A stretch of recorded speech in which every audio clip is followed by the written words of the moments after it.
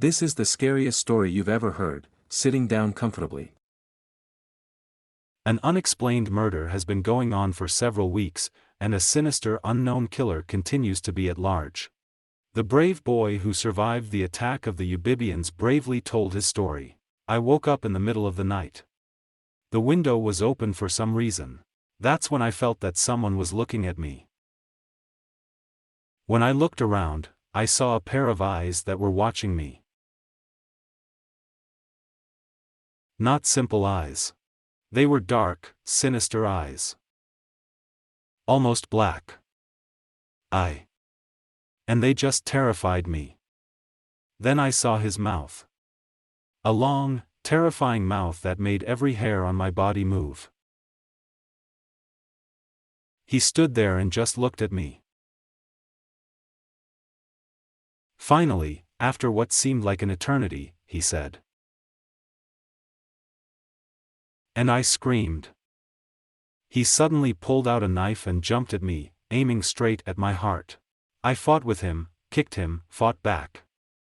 I was spinning and spinning, trying to throw it to myself. Then my father flew into my room. He threw a knife and wounded his father in the shoulder. He would probably have killed Dad if one of our neighbors hadn't called the police. They drove out to the parking lot and ran to the door. He turned and ran down the corridor.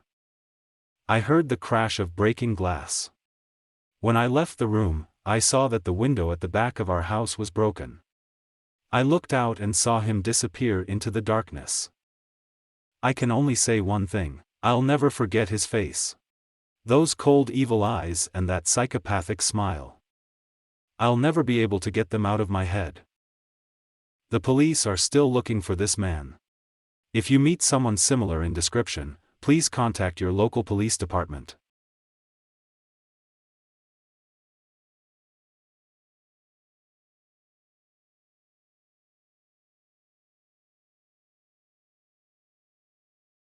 Jeff's family just moved in. His father got a promotion and decided that now his family could afford to live in a more prestigious area. Jeff and his brother, you didn't mind. The new house is much better than the old one, why not be satisfied? When they unpacked, a neighbor came. "Hi there," she said. "I'm Barbara, I live across the street. I came to meet you and introduce you to my son." Jeff's mother introduced herself and introduced her husband and sons. Then Barbara invited the family to her son's birthday, and before Jeff and Lou could object, their mother happily accepted the invitation. After unpacking, Jeff came up to his mother and said, "Mom, why should we go to a children's party? You may not have noticed, but I've grown up. Jeff, we just moved in and we need to make friends with someone. We're going, period." Jeff wanted to object, but stopped when he realized that there was nothing he could do. If Mom said something, then it will be so. He went to his room and flopped down on the bed. He sat on it, staring at the ceiling, until a strange feeling came to him. Not that it's bad, but it's weird. He tried to distract himself from it, and then he heard Ma calling him down to pick up his things and come down. The next day Jack came down to breakfast. At breakfast he relived that feeling. This time it was stronger. It was like a twitching pain, and he tried to forget about it again. Together with Ilya, they finished breakfast and went to the bus stop to wait for buses to go to school.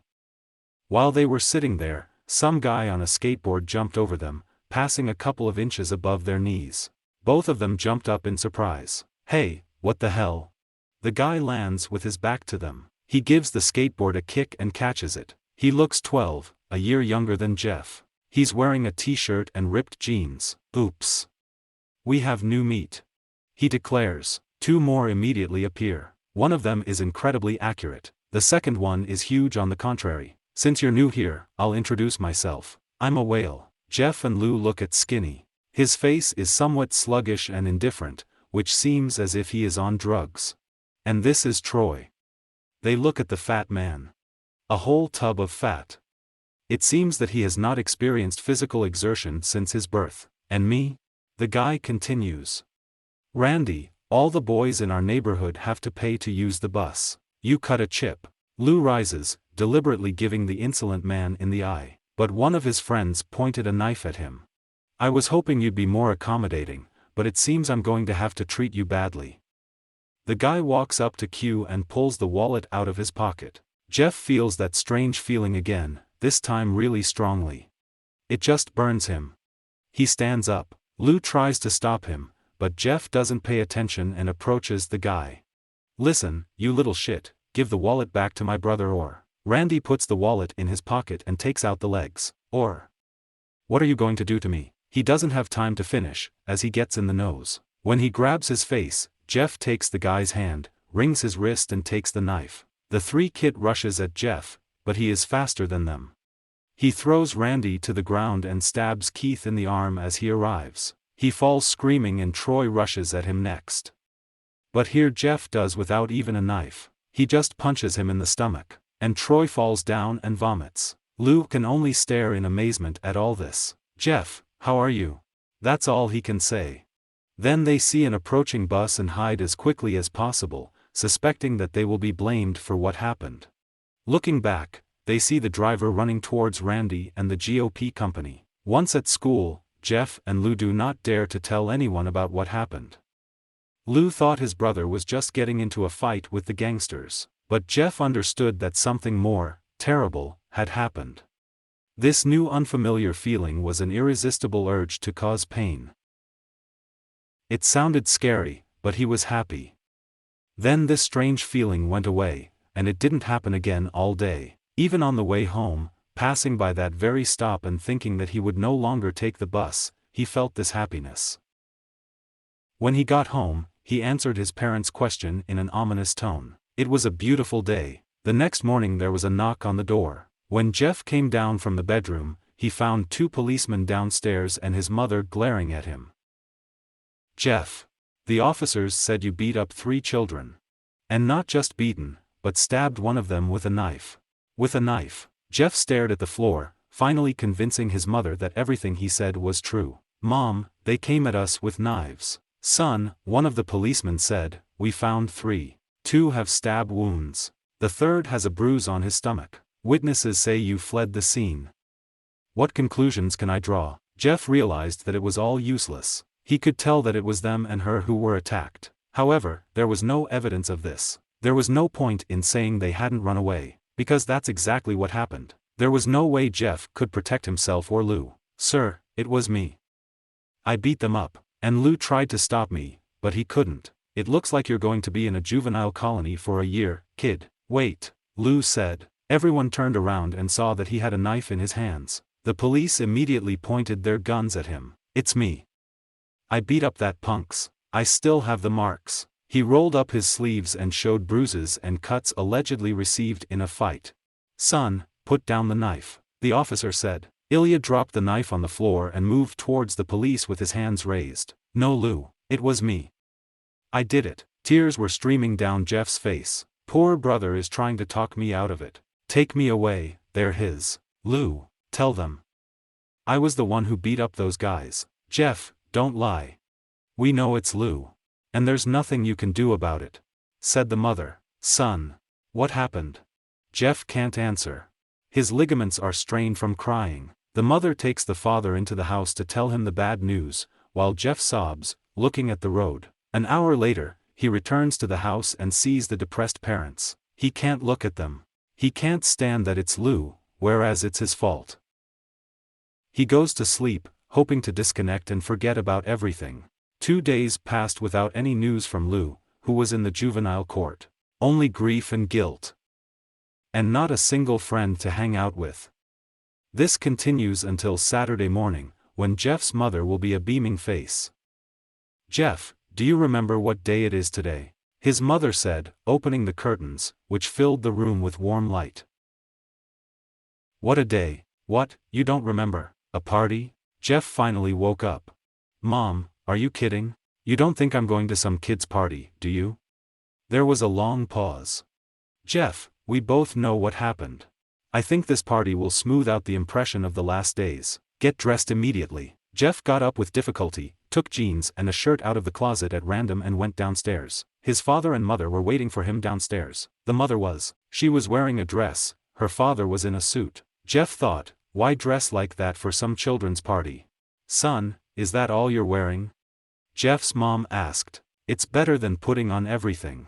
You don't have to put on everything, but clothes are something to impress with, his father said. Jeff grunted with displeasure and returned to the room. I don't have anything fancy, Jeff shouted from the room. Just pick something decent. His mother shouted back. He carefully examined the closet in search of clothes that he could call decent.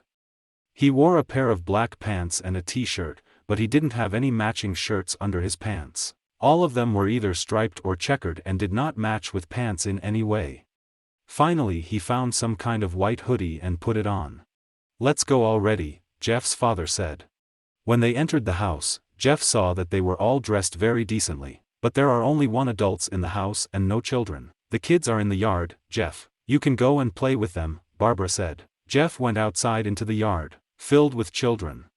They ran around the yard in strange cowboy costumes and shot each other with plastic pistols.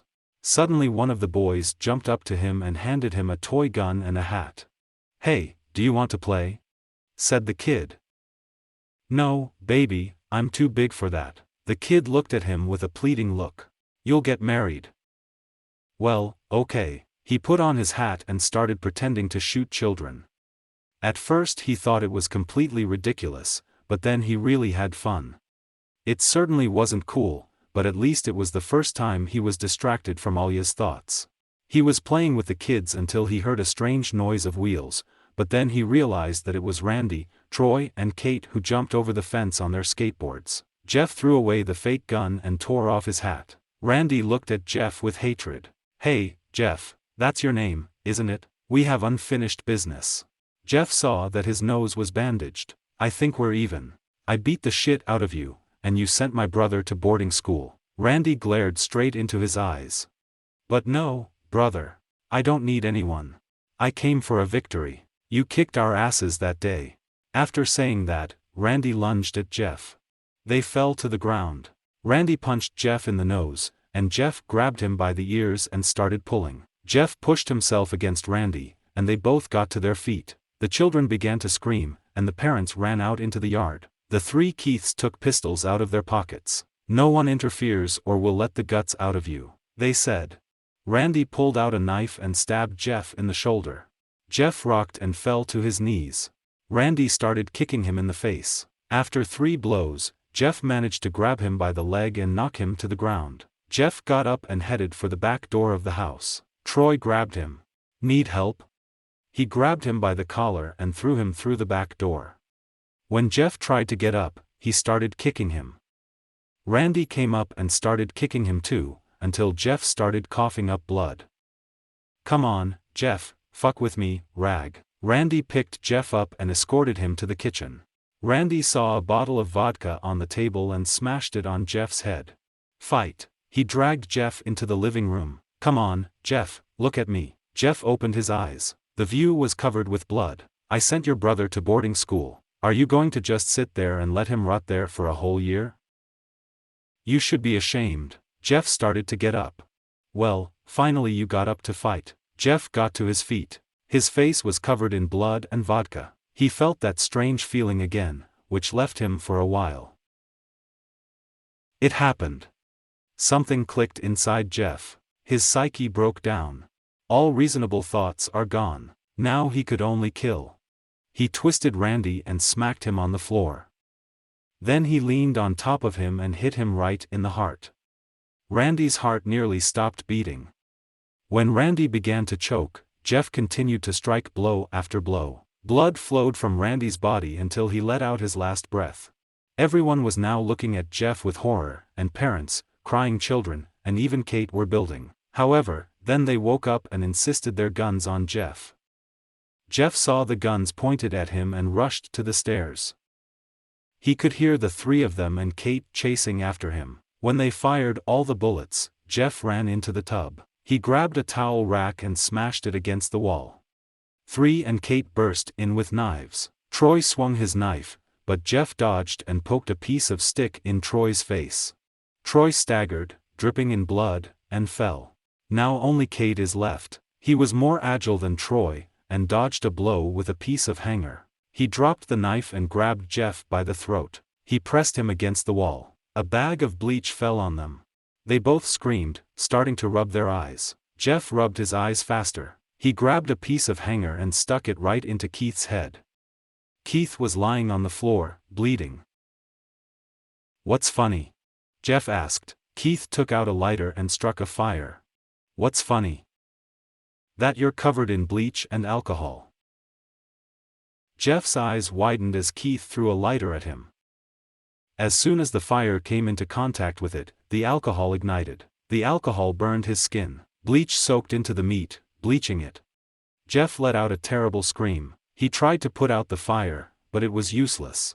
It seemed like he was burning in hell. He ran down the corridor and fell down the stairs. Everyone started screaming when they saw Jeff, who, engulfed in flames, fell to the floor. The last thing Jeff saw was his mother, who tried to put out the fire. Then he lost consciousness.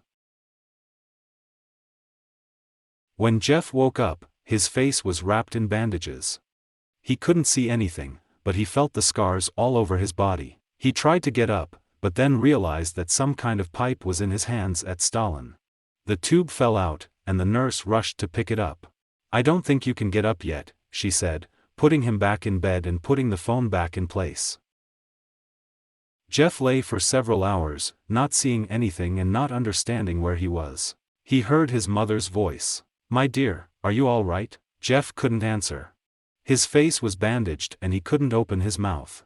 "Oh, honey, I have some good news. After all the witnesses told the police that Randy said he was going to attack you, Lou was released." Jeff almost jumped up, but remembered that the tube might fall out again. "He will be here tomorrow and you will be together again." Jeff's mother hugged him and said goodbye. For the next few weeks, his family visited him every day.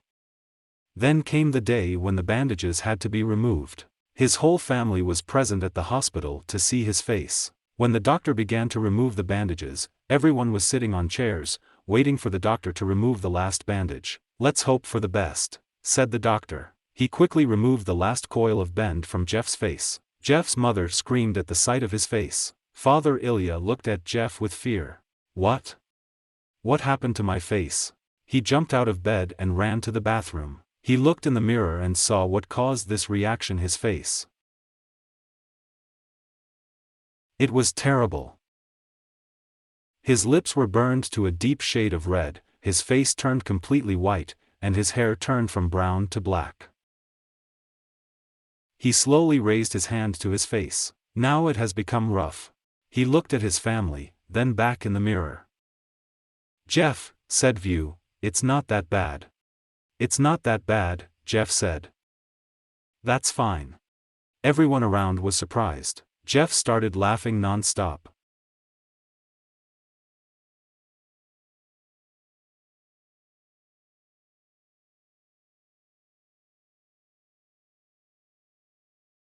His parents noticed his left eye and arm twitching.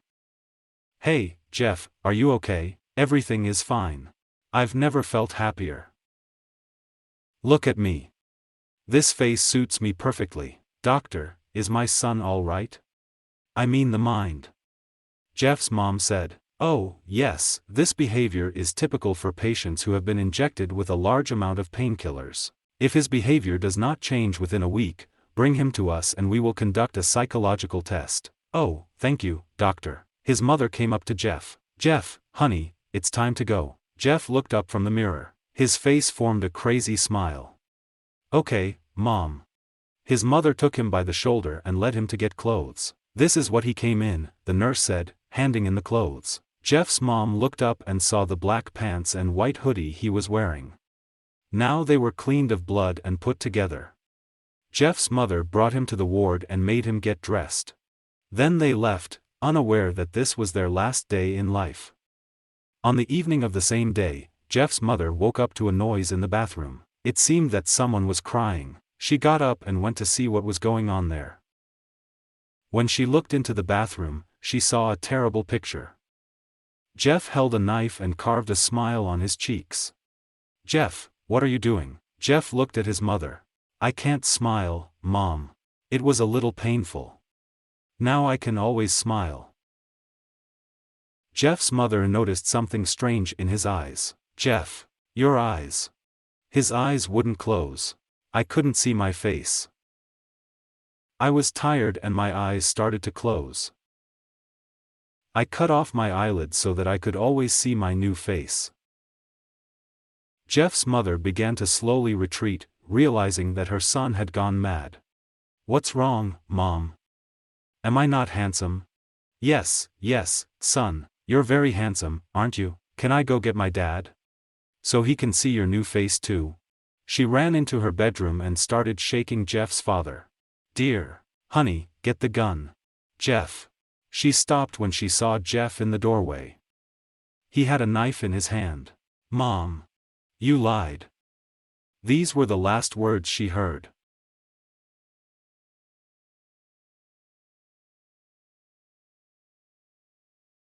His brother Lou woke up. He thought he heard a noise. Everything was quiet. He closed his eyes and tried to sleep again. He was almost asleep, but suddenly he felt that someone was looking at him. He turned and opened his eyes.